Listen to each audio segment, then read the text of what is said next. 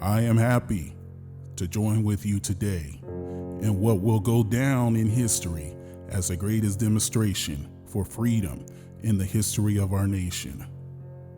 50 years ago, a great American in whose symbolic shadow we stand today signed the Emancipation Proclamation. This momentous decree came as a great beacon light of hope to millions of Negro slaves who have been seared in the flames of withering injustice. It came as a joyous daybreak to end the long night of their captivity.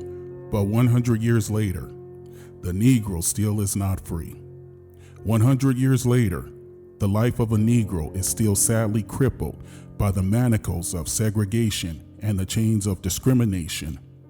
100 years later, the Negro lives on a lonely island of poverty in the midst of a vast ocean of material prosperity. 100 years later, the Negro is still languishing in the corners of American society and finds himself in exile in his own land.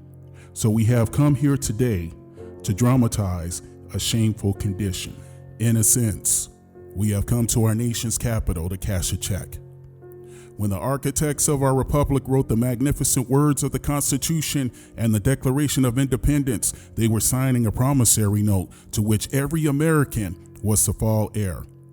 This note was a promise that all men, yes, black men, as well as white men, would be guaranteed the unalienable rights of life, liberty, and the pursuit of happiness. It is obvious today that America has defaulted on this promissory note insofar as her citizens of color are concerned. Instead of honoring this sacred obligation, America has given the Negro people a bad check, a check which has come back marked insufficient funds.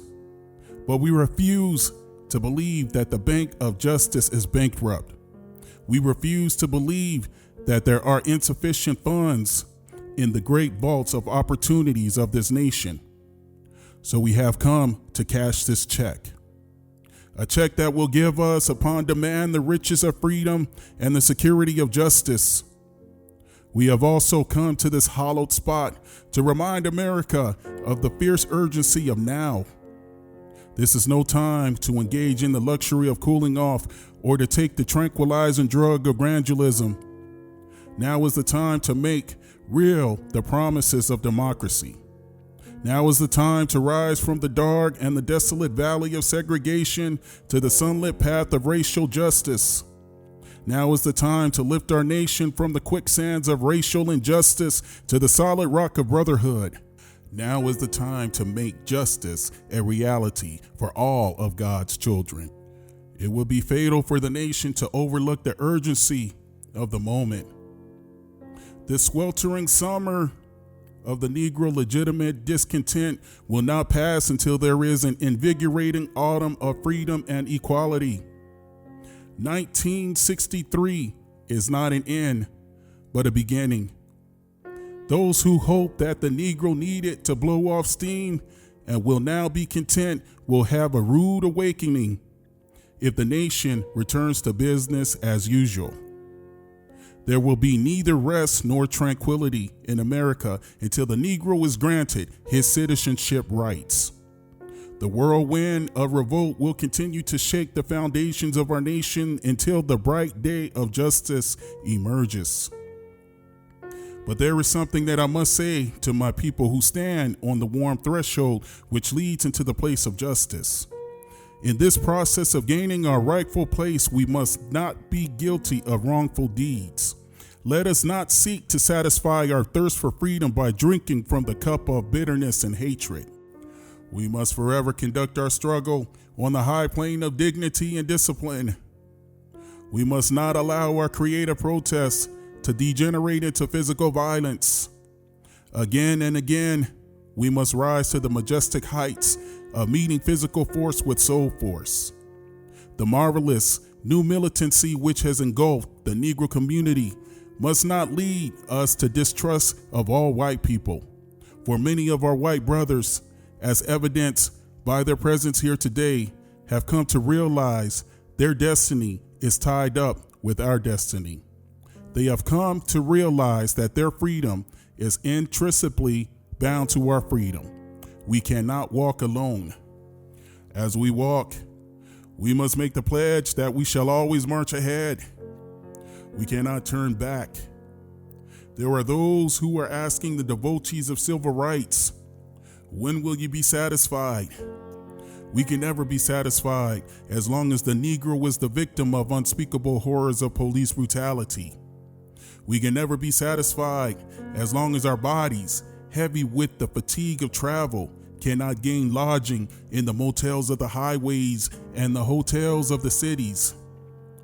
We cannot be satisfied as long as the Negro's basic mobility is from a smaller ghetto to a larger one. We can never be satisfied as long as our children are stripped of their selfhood and robbed of their dignity by signs stating, "For whites only."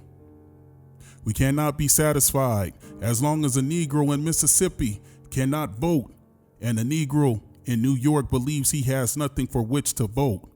No, we are not satisfied, and we will not be satisfied until justice rolls down like waters and righteousness like a mighty stream. I am not unmindful that some of you have come here out of great trials and tribulations.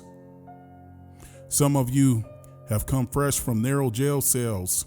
Some of you have come from areas where your quest for freedom left you battered by the storms of persecution and staggered by the winds of police brutality. You have been the veterans of creative suffering. Continue to work with the faith that unearned suffering is redemptive. Go back to Mississippi. Go back to Alabama. Go back to South Carolina. Go back to Georgia. Go back to Louisiana. Go back to the slums and ghettos of our northern cities, knowing that somehow this situation can and will be changed. Let us not wallow in the valley of despair. I say to you today, my friends, so even though we face the difficulties of today and tomorrow, I still have a dream. It's a dream deeply rooted in the American dream. I have a dream that one day this nation will rise up and live out the true meaning of its creed.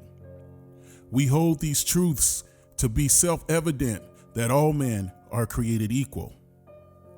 I have a dream that one day on the red hills of Georgia, the sons of former slaves and the sons of former slave owners will be able to sit down together at the table of brotherhood. I have a dream that one day, even the state of Mississippi, a state sweltering with the heat of injustice, sweltering with the heat of oppression, will be transformed into an oasis of freedom and justice. I have a dream that my 4 little children will one day live in a nation where they will not be judged by the color of their skin, but by the content of their character. I have a dream today. I have a dream that one day, down in Alabama, with this vicious racist, with this governor having his lips dripping with the words of interposition and nullification, one day, right there in Alabama, little black boys and black girls will be able to join hands with little white boys and white girls as sisters and brothers. I have a dream today. I have a dream that one day every valley shall be exalted, every hill and mountain shall be made low, the rough places will be made plain, and the crooked places will be made straight, and the glory of the Lord shall be revealed, and all flesh shall see it together. This is our hope. This is the faith that I go back to the South with. With this faith, we will be able to hew out of the mountain of despair a stone of hope. With this faith, we will be able to transform the jangling discords of our nation into a beautiful symphony of brotherhood. With this faith, we will be able to work together, to pray together, to struggle together, to go to jail together, to stand up for freedom, knowing that we will be free one day. This will be the day when all God's children will be able to sing with a new meaning, "My country, 'tis of thee, sweet land of liberty, of thee I sing, land where my fathers died, land of the pilgrim's pride. From every mountainside, let freedom ring. And if America is to be a great nation, this must become true. So let freedom ring from the prodigious hilltops of New Hampshire. Let freedom ring from the mighty mountains of New York. Let freedom ring from the heightening Alleghenies of Pennsylvania. Let freedom ring from the snow-capped Rockies of Colorado. Let freedom ring from the curvaceous slopes of California. But not only that, let freedom ring from the Stone Mountain of Georgia. Let freedom ring from Lookout Mountain of Tennessee. Let freedom ring from every hill and molehill of Mississippi. From every mountainside, let freedom ring. And when this happens, when we allow freedom to ring, we will let it ring from every village and from every hamlet, from every state, every city.